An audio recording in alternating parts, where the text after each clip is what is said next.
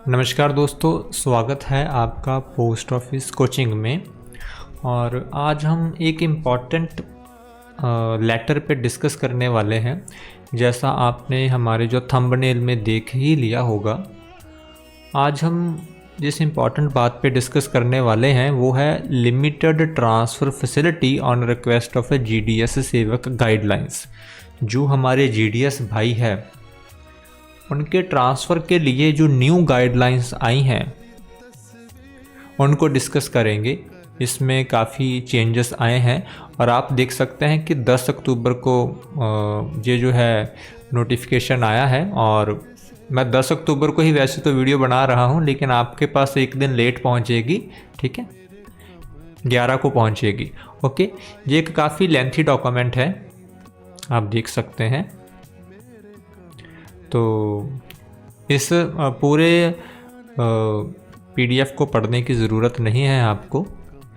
मैंने आपकी फैसिलिटी के लिए इसको शॉर्ट में टेबुलर फॉर्म में रेडी किया है। यहाँ पर आप देख सकते हैं। तो इसमें क्या है, सबसे पहले इस डॉक्यूमेंट का इम्पॉर्टेंट पॉइंट हम देखते हैं कि पहले क्या था कि जीडीएस जो थे, हमारे भाई जो बहन थे, वो 1 साल बाद ट्रांसफ़र के लिए अप्लाई कर सकते थे, ठीक है।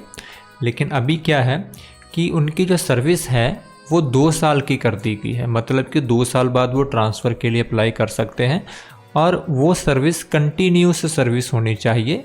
कंटिन्यूस माने कि उसमें कोई भी ब्रेक नहीं होना चाहिए। ऐसा नहीं कि उसमें आपको आपकी सर्विस में ब्रेक डल गई है, आपको थोड़े समय के लिए हटा दिया गया था सर्विस से। सो कंटिन्यूस 2 साल की सर्विस होनी चाहिए, तभी आप जो ट्रांसफ़र के लिए अप्लाई कर सकते हैं, ठीक है। पहली बात तो ये।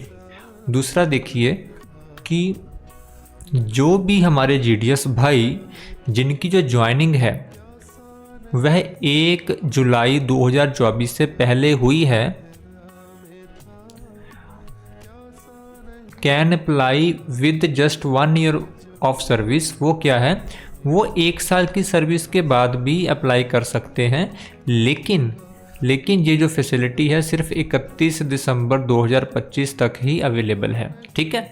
31 दिसंबर 2025 के बाद उनके ऊपर भी 2 साल वाला ही रूल लगेगा। तो अगर 1 मिनट समय दीजिए मुझे।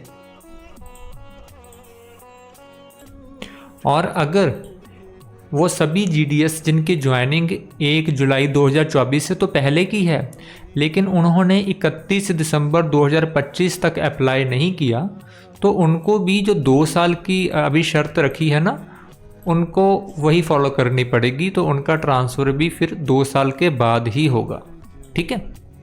यह एक इम्पॉर्टेंट पॉइंट है।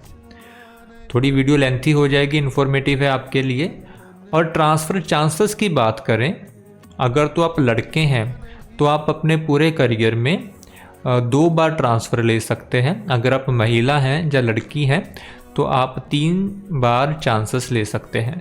महिलाओं को 1 बार चांस ज़्यादा इसीलिए दिया जाता है क्योंकि मैरिज के बाद भी उनको मूव होना पड़ता है, ठीक है। लेकिन जब भी आप ट्रांसफ़र लेते हैं, ठीक है, तो मिनिमम 1 साल का गैप जो है उसमें चाहिए होगा। मान लीजिए अभी आपने ट्रांसफ़र फिल की, आपकी ट्रांसफ़र हो गई, तो उसके बाद जो नेक्स्ट अगर आप ट्रांसफ़र के लिए अप्लाई करना चाहते हैं तो आपको 1 साल अपनी सेवा जो है जहां पर अभी ट्रांसफ़र हुई है वहां पर देनी पड़ेगी। उसके बाद ही आप नेक्स्ट ट्रांसफ़र के लिए अप्लाई कर सकते हैं, ठीक है। नेक्स्ट कंडीशंस फॉर ट्रांसफ़र क्या रहेगी, जीडीएस जिनका जो पे लेवल है वो सेम है, उसी पोस्ट के लिए वो जो है ट्रांसफ़र किए जाते हैं। और इसके लिए ऑनलाइन एप्लीकेशन विंडो खुलती है, जैसे हम सभी को पता है। और जीडीएस जब ट्रांसफ़र होते हैं उसका जो भी खर्च आता है, जैसे आप अपना सामान जहाँ से वहाँ लेकर जाते हैं, तो वो सारा जीडीएस को खुद ही उठाना पड़ता है, ठीक है। नेक्स्ट है ट्रांसफ़र प्रेफरेंसेस। तो जब हम अप्लाई करते हैं ट्रांसफ़र के लिए तो हम अलग अलग ऑफिसर्स के लिए अलग अलग प्रेफरेंसेस दे सकते हैं। मल्टीपल पोस्ट के लिए जो प्रेफरेंसेस हैं दे सकते हैं। अभी ये अवेलेबिलिटी पे डिपेंड करता है, अगर तो वो सीट आपको अवेलेबल होगी तो मिल जाएगी, ठीक है। तो अवेलेबिलिटी पे ये सभी चीज़ें डिपेंड करता है, ठीक है। उसके बाद वेरिफिकेशन होती है, आपकी कास्ट क्या है, एजुकेशन क्या है, ठीक है। नेक्स्ट है स्पेशल सर्कमस्टांसेस,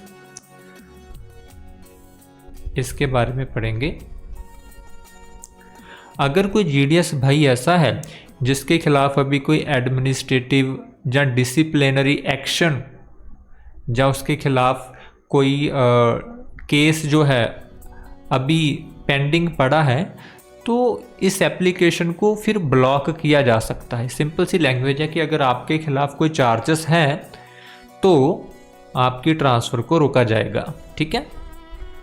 ट्रांसफ़र होने के बाद चाहे आप ट्रांसफ़र के ऑर्डर्स को रिफ्यूज़ कर दो, फिर भी जो आपका चांस है वो गिना जाएगा और ख़त्म हो जाएगा, ठीक है।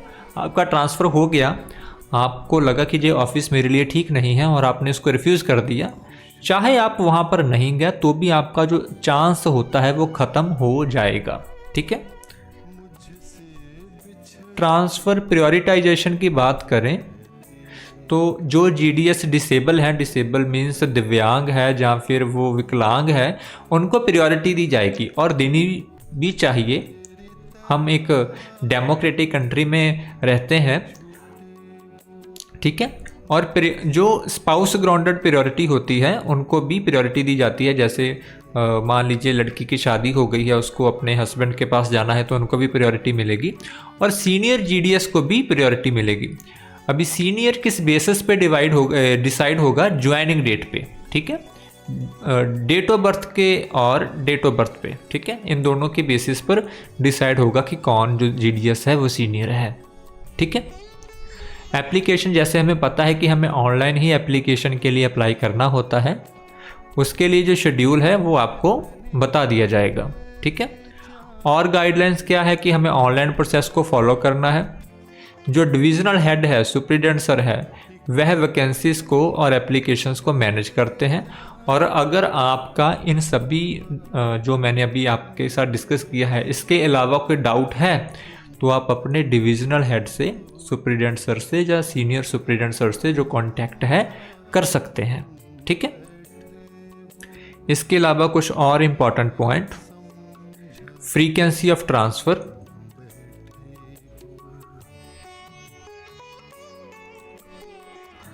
ओके बस इतना ही था, वो किसी और के लिए था। तो ये थे इम्पॉर्टेंट पॉइंट जो चेंजेस आए हैं, ठीक है।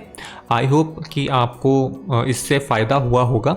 अगर फिर भी आपको कोई डाउट है तो आप कमेंट कर देना इस वीडियो में, मैं उसका आपको जो रिप्लाई है दे दूंगा। पहला तो ये, दूसरा अगर आप ये पीडीएफ लेना चाहते हैं, यही पीडीएफ हो चाहे ये सरकारी पीडीएफ हो, ठीक है, ये वाला जो हाल फिलहाल में लॉन्च हुआ है, नीचे मैंने टेलीग्राम चैनल का लिंक दिया है, उसको आप फॉलो कर लेना। उसमें एक अपडेट्स करके हेड होगा, टॉपिक होगा, उसमें आप जाओगे तो मैंने ये दोनों पीडीएफ है अभी उसमें अपलोड कर देता हूँ, वहाँ से आप डाउनलोड कर सकते हैं, ठीक है।